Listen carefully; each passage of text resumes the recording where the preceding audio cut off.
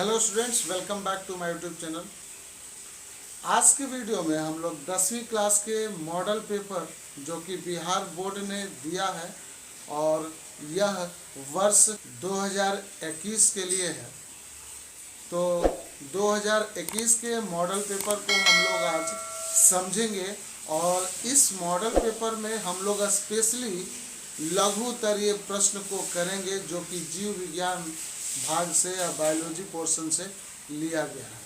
तो बच्चों, ये बायोलॉजी का जो इम्पोर्टेंट क्वेश्चन है लघु उत्तरीय प्रश्न, ये काफ़ी बोर्ड एग्जामिनेशन के लिए इम्पोर्टेंट है और ये सभी प्रश्न हम लोग इस वीडियो में देखेंगे, इस वीडियो में जानेंगे और सीखेंगे और कैसे आप उसके प्रश्नों का अभ्यास करेंगे इस वीडियो में हम लोग जानेंगे। तो चलिए आज का क्लास हम लोग शुरू करते हैं। बच्चों, इस मॉडल पेपर 2021 जो कि 10वीं के एग्जाम के लिए है, इस पेपर में जो प्रश्न दिए गए हैं लघु उत्तरीय प्रश्न, उसकी स्टडी हम लोग करेंगे और एक एक प्रश्न को हम लोग लिखने का अभ्यास करेंगे कि इसका उत्तर क्या होगा और इसको प्रैक्टिस करेंगे क्योंकि ये आपके बोर्ड एग्जामिनेशन के लिए काफ़ी इम्पोर्टेंट है। तो चलिए, पहला जो क्वेश्चन है, क्वेश्चन नंबर 21, किण्वन क्या है, यह कहाँ होता है। तो बच्चों, आप सभी जानते हो कि लघु उत्तरीय प्रश्न जो कि जीव विज्ञान का है, तो ये सभी लघु उत्तरीय प्रश्न 2 नंबर का यानी 2 मार्क्स का होता है। और इस वीडियो के पहले मैंने लघु उत्तरीय प्रश्न रसायन विज्ञान का हमने कराया था और आज के वीडियो में हम लोग बायोलॉजी का लघु उत्तरीय प्रश्न करेंगे। तो एक सबसे इम्पोर्टेंट क्वेश्चन है, किण्वन क्या है, यह कहाँ होता है। बच्चों, किण्वन एक ऐसी प्रक्रिया है जिसमें ग्लूकोज का विखंडन ऑक्सीजन की अनुपस्थिति में होता है, यानी यह एक प्रकार का अनोक्सी श्वसन है, एक प्रकार का अवायवीय श्वसन है और इस प्रक्रिया में ग्लूकोज का विखंडन ऑक्सीजन की अनुपस्थिति में होता है। और बच्चों, किण्वन की जो प्रक्रिया है वो ईस्ट में पाया जाता है। इसके साथ साथ हमारे मांसपेशियों में भी यह अनोक्सी श्वसन होता है, यह किण्वन की प्रक्रिया होती है। तो यदि ईस्ट में किण्वन की प्रक्रिया होगी तो वहाँ इथाइल अल्कोहल या इथेनॉल का उत्पादन होता है। बच्चों, ईस्ट या कवक में जाइमेज एंजाइम की उपस्थिति में होता है, यानी यह किण्वन की प्रक्रिया ईस्ट में जाइमेज एंजाइम की उपस्थिति में होता है। और बच्चों, आप सभी जानते हो कि ईस्ट क्या है, एक कवक है, एक फंजाई है और ये कैसा कवक है, एक कोशिकीय कवक है। किण्वन की प्रक्रिया कोशिका द्रव में संपन्न होता है। बच्चों, ये भी ऑब्जेक्टिव क्वेश्चन में पूछा जाता है कि किण्वन की प्रक्रिया कोशिका द्रव में संपन्न होता है। किनोक्सी श्वसन की वह प्रक्रिया जिसमें ग्लूकोज का विखंडन ऑक्सीजन की अनुपस्थिति में होता है उसे किण्वन कहते हैं। इंग्लिश में इसे फर्मेंटेशन कहते हैं। यह कहाँ होता है, तो यह कोशिका द्रव्य में संपन्न होता है। ठीक है, और ये ग्लूकोज का फॉर्मूला है C6H12O6। ग्लूकोज ईस्ट में जाइमेज एंजाइम की उपस्थिति में इथेनॉल या इथाइल अल्कोहल बनाता है C2H5OH plus carbon dioxide plus energy या ऊर्जा का उत्पादन होता है। तो इसमें ऊर्जा बहुत कम बनते हैं, 28 किलो कैलोरी का निर्माण होता है। तो ये इम्पोर्टेंट क्वेश्चन है, आप इसको नोट कर सकते हैं।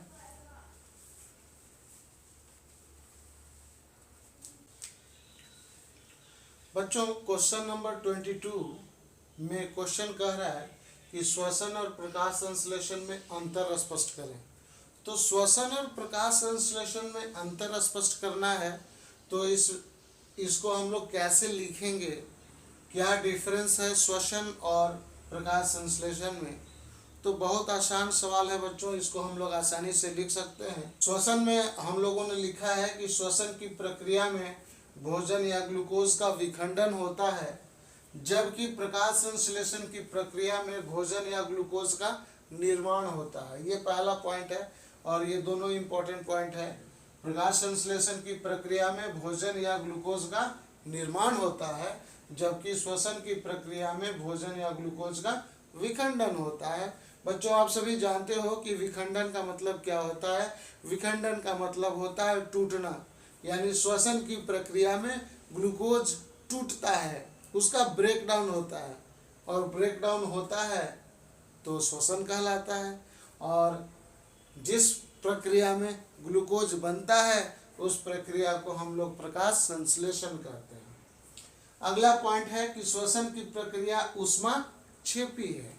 जी हाँ बच्चों, श्वसन की जो प्रक्रिया है वह ऊष्माक्षेपी है, क्योंकि इस प्रक्रिया में ऊष्मा बाहर निकलता है। इस प्रक्रिया में जो ऊर्जा है वह बाहर निकलता है। हम सभी जानते हैं कि ऊष्मा एक प्रकार का एनर्जी है, ऊष्मा एक प्रकार का ऊर्जा है, और इस प्रक्रिया में ऊर्जा बाहर निकलता है, इसलिए इस प्रक्रिया को हम लोग ऊष्माक्षेपी कहते हैं। यह जो प्रक्रिया है, यह जो प्रक्रम है, यह ऊष्माक्षेपी प्रक्रम है। जबकि प्रकाश संश्लेषण की प्रक्रिया ऊष्माशोषी है, क्योंकि इस प्रक्रिया में ऊष्मा खर्च होता है, इस प्रक्रिया में ऊर्जा खर्च होती है। हम सभी जानते हैं कि प्रकाश संश्लेषण की प्रक्रिया में सौर ऊर्जा खर्च होती है। सौर ऊर्जा के कारण ही यह प्रक्रिया पौधों में संपन्न होती है। अगला जो पॉइंट है बच्चों वो है श्वसन की प्रक्रिया में CO2 का उत्पादन होता है। जी हाँ बच्चों, हम लोग श्वसन करते हैं तो श्वसन की प्रक्रिया में कार्बन डाइऑक्साइड गैस का निर्माण होता है।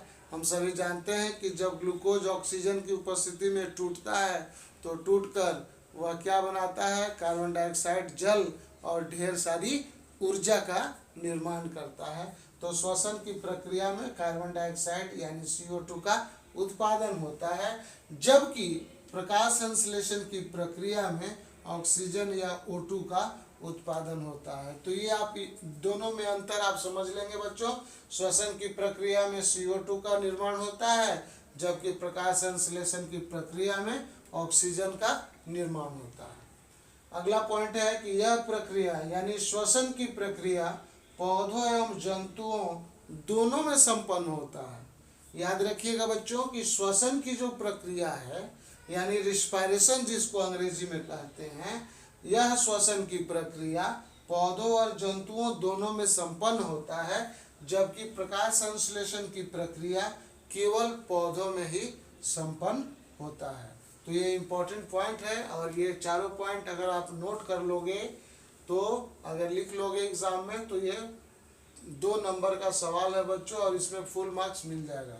तो आप कम से कम 2 पॉइंट या 2 पॉइंट, कम से कम आप 2 पॉइंट याद करें। आप ये चारों पॉइंट को नोट कर लें या तो इसका स्क्रीनशॉट जरूर ले लें। बच्चों क्वेश्चन नंबर 23 में है कि पैरामीशियम में भोजन कैसे पहुंचता है, यानी पैरामीशियम भोजन कैसे पकड़ता है और कैसे पचाता है।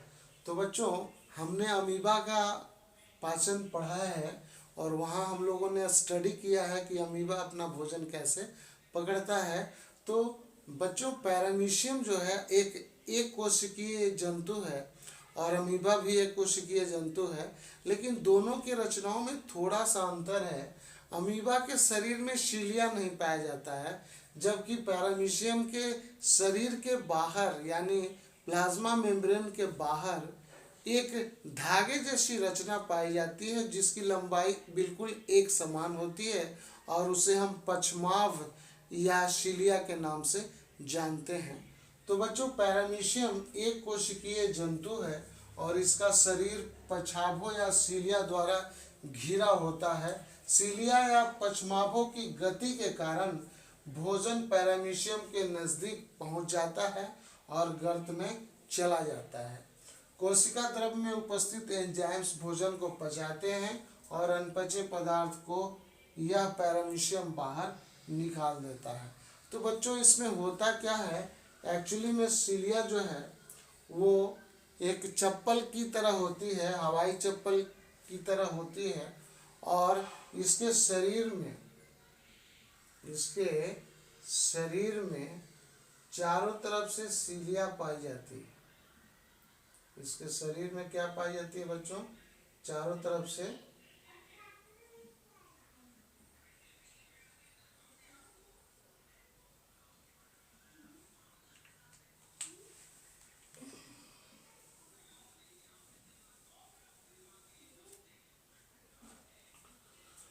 तो बच्चों इसके शरीर में चारों तरफ से सीलिया पाई जाती है, और यह सीलिया क्या करती है, यह सीलिया ऐसे वाइब्रेट करती है इस तरह से।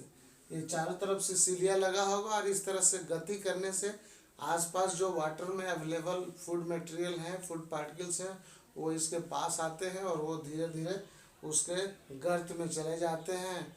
उसमें एक रास्ता है, उस रास्ते से आगे शरीर के अंदर प्रवेश कर जाते हैं, और जब यह फूड मटेरियल, जब यह खाद्य पदार्थ अंदर चले जाते हैं तो इनके कोशिका द्रव्य में ठीक अमीबा की तरह पाचन होता है, और पाचन होने के बाद वह अनपचे पदार्थ को भी बाहर निष्कासित कर देते हैं। तो इसको आप नोट कर लें। बच्चों अगला क्वेश्चन जो है काफ़ी इम्पोर्टेंट है, ये हम लोग बचपन से पढ़ते आ रहे हैं कि जीवों के लिए पोषण क्यों अनिवार्य है। जी हाँ बच्चों, यह क्वेश्चन नंबर 24 है, और यह क्वेश्चन हम बचपन से पढ़ते आ रहे हैं कि जीवों के लिए पोषण क्यों अनिवार्य है, यानी जीवों के लिए भोजन क्यों अनिवार्य है। तो बच्चों इसका बिल्कुल आसान सा उत्तर है कि जीवों के लिए पोषण बहुत अनिवार्य है, क्योंकि पोषण की प्रक्रिया के कारण ही हमें ऊर्जा मिलती है। जटिल खाद्य पदार्थ पोषण की प्रक्रिया में सरल रूप में बदल जाती है। यह सरल खाद्य पदार्थ टूटकर हमें ऊर्जा प्रदान करती है और जीव अपना दैनिक कार्य संपन्न करता है। बच्चों जीवों के लिए पोषण इसलिए अनिवार्य है क्योंकि हम सभी अपना भोजन ग्रहण करते हैं और वह भोजन पचाते हैं, और पचाने के बाद उस पचे हुए भोजन से हमें पोषक पदार्थ की प्राप्ति होती है, और वह पोषक पदार्थ श्वसन की क्रिया में टूटकर हमें ढेर सारी ऊर्जा देती है। तो बच्चों उसी ऊर्जा के कारण हम अपने शरीर के सभी क्रियाओं को सही तरीके से, सही ढंग से संपादित करते हैं, और उसी ऊर्जा के कारण हम अपने दैनिक कार्यों को सही तरीके से अंजाम देते हैं। तो बच्चों यदि हमारे शरीर के अंदर ऊर्जा नहीं होगा तो हम लोग किसी तरह का कार्य नहीं कर सकते हैं, और हमारे शरीर के अंदर होने वाले दूसरे जैव प्रक्रम भी नहीं हो पाएंगे। इसलिए हमारे शरीर को ऊर्जा की आवश्यकता होती है, और यह ऊर्जा हमें भोजन से प्राप्त होती है। तो बच्चों जब तक हम भोजन ग्रहण नहीं करेंगे और वह भोजन जब तक पचेगा नहीं तब तक हमें ऊर्जा की प्राप्ति नहीं होगी। इसलिए हम सभी जीवों के लिए पोषण अनिवार्य है। तो इस आंसर को आप लिख सकते हैं बच्चों, या तो इसका स्क्रीनशॉट ले सकते हैं। तो बच्चों हम लोगों ने जैव प्रक्रम में पोषण की प्रक्रिया को स्टडी किया था, और उसमें हम लोगों ने भोजन का पाचन भी पढ़ा था। तो वहाँ पर बच्चों हम लोगों ने स्टडी किया था कि छोटी आंत में भोजन का कैसे पाचन होता है और उस पचे हुए भोजन का कैसे अवशोषण होता है। तो बच्चों दीर्घरोम या विली एक उंगली नुमा उभार है जो छोटी आंत के इलियम में पाया जाता है। यह दीर्घरोम पचे हुए भोजन का तेजी से अवशोषण करता है, क्योंकि यह अवशोषण करने के लिए पृष्ठ क्षेत्रफल को बढ़ा देता है। जी हाँ बच्चों, यह जो दीर्घ रोम है जिसे हम विली कहते हैं, यह बच्चों कैसा होता है, तो यह हमारे आंत की दीवार में ये उंगली नुमा उभार पाया जाता है।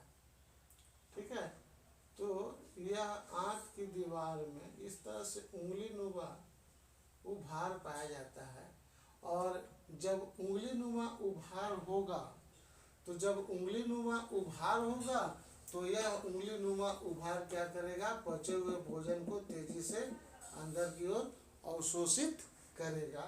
तो यह दीर्घरोम या विली एक प्रकार की उंगली जैसी रचना है। अगर मान लो मैं इसे विली कहूँ बच्चों, तो ये विली है। तो इतना जो फिंगर है ये अगर किसी कैविटी में अंदर ऐसे पड़ा रहेगा तो यह क्या करेगा, भोजन को तुरंत खींचेगा, एब्जॉर्ब करेगा। तो यह दीर्घरोम पचे हुए भोजन का तेजी से अवशोषण करता है, क्योंकि अवशोषण करने के लिए पृष्ठ क्षेत्रफल यानी सरफेस एरिया को बढ़ा देता है। ठीक है बच्चों, अगला क्वेश्चन जो है क्वेश्चन नंबर 26, एथिलीन को फल पकाने वाला हार्मोन क्यों कहते हैं। ये काफ़ी इंपॉर्टेंट क्वेश्चन है और ये ऑब्जेक्टिव में भी क्वेश्चन आता है कि एथिलीन को फल पकाने वाला हार्मोन कहा जाता है। क्यों कहा जाता है, क्योंकि एथिलीन को फल पकाने वाला हार्मोन इसलिए कहते हैं क्योंकि यह फल को पकाने में मदद करता है। ठीक है, एथिलीन को फल पकाने वाला हार्मोन इसलिए कहते हैं क्योंकि यह फल पकाने में मदद करता है और यह गैसियस हार्मोन है। यह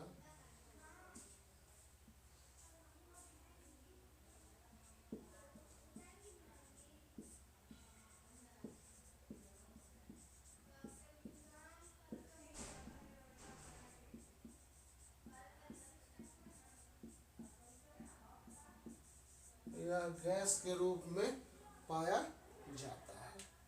तो बच्चों जब गैस के रूप में पाया जाएगा तो यह एथिलीन हार्मोन जो है वो फल को पकाने का काम करता है। तो इसको आप नोट कर लीजिए बच्चों। क्वेश्चन नंबर 27 जो अगला सवाल है वह है कि प्रकाशानुवर्तन क्या है। बच्चों प्रकाशानुवर्तन एक विशेष प्रकार की गति है जो कि पौधों में पाई जाती है और यह एक प्रकाश उद्दीपन के कारण संपन्न होती है। बच्चों पौधों में प्रकाश उद्दीपन के दिशा में गति करना, यानी हम ये कहें कि किसी भी पौधे की प्रकाश की दिशा में वृद्धि करना, प्रकाश की दिशा में मुड़ जाना, प्रकाश की दिशा में झुक जाना या प्रकाश की दिशा में गति करना क्या कहलाता है, प्रकाशानुवर्तन है। इसे हम प्रकाशानुवर्तन कहते हैं क्योंकि प्रकाश एक ऐसा उद्दीपन है जो उन पौधों के पत्तियों की कोशिकाओं को, पौधों के विभिन्न शाखाओं की कोशिकाओं को वो प्रेरित करता है और पौधे क्या करते हैं, पादप हार्मोन विकसित करते हैं और वह पौधे प्रकाश की दिशा में धीरे धीरे वृद्धि करने लगते हैं। अगला क्वेश्चन है क्वेश्चन नंबर 28, समजात अंग की परिभाषा उदाहरण के साथ दें। तो आंसर है विभिन्न जीवधारियों के ऐसे अंग जो उत्पत्ति के आधार पर एक समान होते हैं परंतु कार्य भिन्न भिन्न होते हैं, ऐसे अंग समजात अंग कहलाते हैं। ऐसे अंग क्या कहलाते हैं, समजात अंग कहलाते हैं। ठीक है, समजात अंग की परिभाषा उदाहरण के साथ देना है बच्चों। तो विभिन्न जीवधारियों के ऐसे अंग जो उत्पत्ति के आधार पर तो एक समान होते हैं परंतु उनके कार्य भिन्न भिन्न होते हैं, ऐसे अंग को हम समजात अंग कहते हैं। उदाहरण के लिए मनुष्य के हाथ, पक्षी के डायने, चमगादड़ के डायने और कुत्ते के अगले पैर या व्हेल का जो शरीर है, व्हेल का जो फ्लिपर है उसको हम इस अंग से तुलना करते हैं। इन सभी अंगों से जब तुलना की जाएगी तो आपको ऐसा लगेगा कि कहीं न कहीं इन सभी जीवधारियों की जो रचनाएं हैं ये सभी समान दिखाई पड़ते हैं उत्पत्ति के आधार पर, लेकिन ये कार्य अलग अलग करते हैं।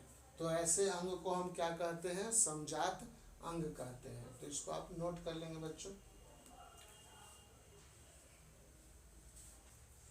तो बच्चों, आज के वीडियो में हम लोगों ने जीव विज्ञान के लघुतरीय प्रश्न को लिखा, समझा और जाना। तो इन सभी प्रश्नों को आप अपने बोर्ड एग्जामिनेशन के लिए ज़रूर अभ्यास करें। अधिक से अधिक इसको पूरा वीडियो को देखें, समझें और अपने एग्जामिनेशन की तैयारी करें। तो मिलते हैं हम लोग अगले वीडियो में, तब तक के लिए धन्यवाद।